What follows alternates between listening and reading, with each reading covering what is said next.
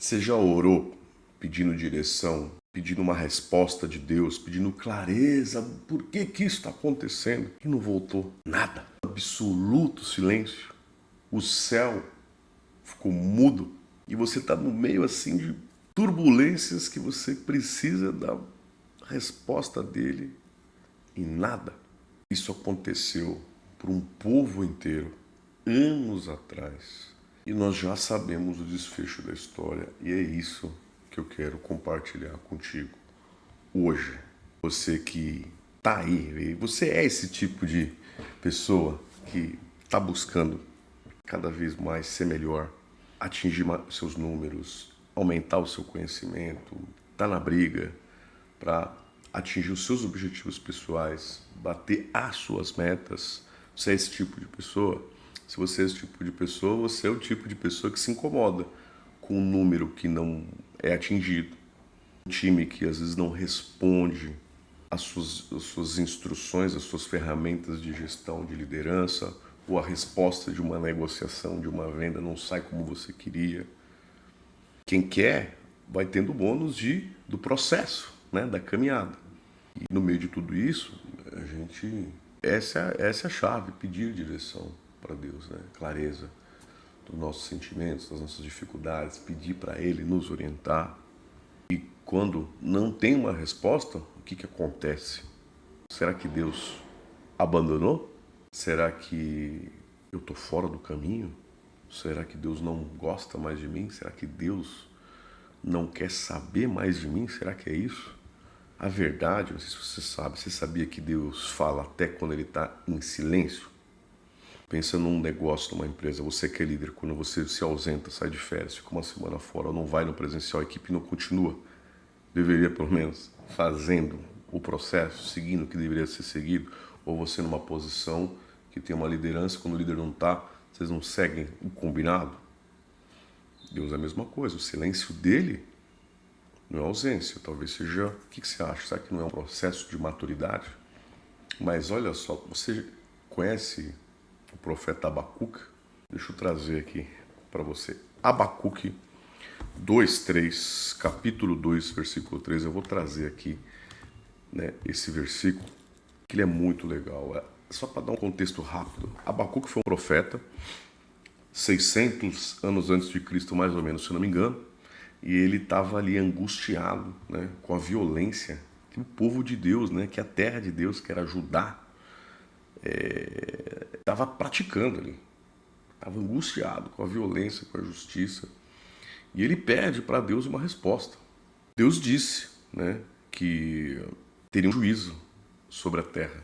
Só que esse juízo ia vir lá dos babilônios, que é um povo, cara, povo pior que o povo ali de Judá. E o profeta fica assim, ué, vai vir um povo mais ímpio ainda para julgar a galera aqui? Mas aí Deus, no capítulo 2, ele dá uma resposta que é o que a gente vai olhar aqui com clareza, né? Vamos trazer a clareza desse versículo 2. Deus diz para Abacuque aqui o seguinte: porque a visão está para o tempo determinado. Até o fim falará, e não mentirá. Se tardar, espera-o, porque certamente virá e não tardará. Porque a visão ainda está para o tempo determinado. Até o fim falará, não mentirá. Se tardar, espera, porque certamente virá e não tardará. Certo? Então olha só, Deus está dizendo, né, que virá o juízo. Depois mais para frente ele trata, né, de como o povo babilônico também vai ter o seu revés. Só que a visão que ele deu para Neemias de tudo o que ia acontecer demorou 60 anos para se concretizar. Neemias não, Abacuque.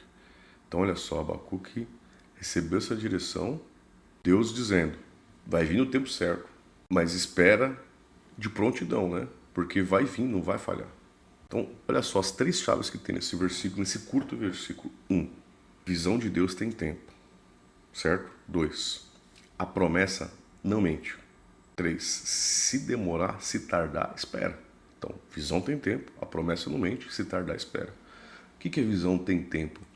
Não é porque Deus não falou hoje com você que Deus não tem plano. Ele não falou hoje com você e você não tem um plano para você? Calma. 2. A promessa não mente. Então, as promessas que estão na Bíblia. A direção que você já recebeu em algum momento, há um ano atrás, há anos atrás, dias atrás. Deus precisa ficar reafirmando isso para você. Deus não volta atrás. Ele cumpre as suas promessas. Percebe? Se demorar, espera. Ou seja, espera ativa. Preparada. Não passiva. Vou ver o que acontece. Como levar isso para a prática do dia a dia? Confia na direção que você já recebeu, no chamado que você tem, nas promessas de Deus. Confia. Espera com disciplina, diligente. Pode agir com o que você já tem nas mãos e se preparando e preparado para a realização das promessas. Então escolhe hoje uma área. Qual é a área do seu negócio, da sua vida que está travada? É realmente o negócio, é na família, com a equipe? Ora esse versículo em voz alta e dá um passo concreto e confiante do que está travado, do que está parado, porque Deus vai agir nos bastidores. Vamos pegar um exemplo. José do Egito de novo. Ele gosto muito do José do Egito. José do Egito, que foi o filho mais novo de Jacó, que depois se tornou Israel. Então era o filho mais novo de Israel, que ganhou lá a túnica, né, o casaco, e seria o primogênito. Jacó, né, que era filho de Isaac, que era filho de Abraão, certo? Então toda essa linha aí. Então José, o mais jovem, os irmãos lá só fazendo cheat. Então Israel, Jacó, decide escolher ele como o primogênito, né, dá o casaco para ele, dá aquela túnica para ele. Os irmãos se revoltam, vendem ele como escravo.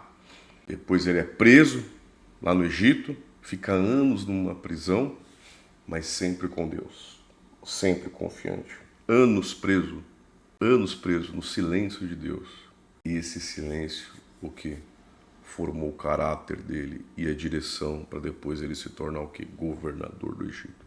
Vamos pegar Paulo. Ele ficou anos no deserto, em silêncio, até ser enviado para cumprir a sua missão, o seu chamado de levar o evangelho até os confins da terra. Eu queria te convidar para encarar o silêncio de Deus não como um abandono, um castigo, mas como um treinamento. Se Deus está em silêncio é porque Ele já falou o suficiente com você para você ir em frente para o próximo passo. Não reclama do silêncio, porque Deus está agindo nos bastidores, está alinhando nos bastidores da sua vitória. Não interprete o silêncio como ausência, interprete como estratégia. É nesse silêncio que o Pai trabalha. O Pai trabalha no invisível. Você se fortalece no visível. Então hoje, escolha confiar nas promessas, confiar no Pai, escolha esperar agindo de prontidão. Escreve aí, o silêncio de Deus é a prova que Ele já confia em você. Certo? Então, escreve aí no comentário, eu escolho confiar. Compartilha esse vídeo com alguém que está desesperado, esperando uma resposta de Deus. Talvez o silêncio seja exatamente a resposta que essa pessoa precisa. Fechado? Tamo junto, vamos para cima e amanhã tem mais.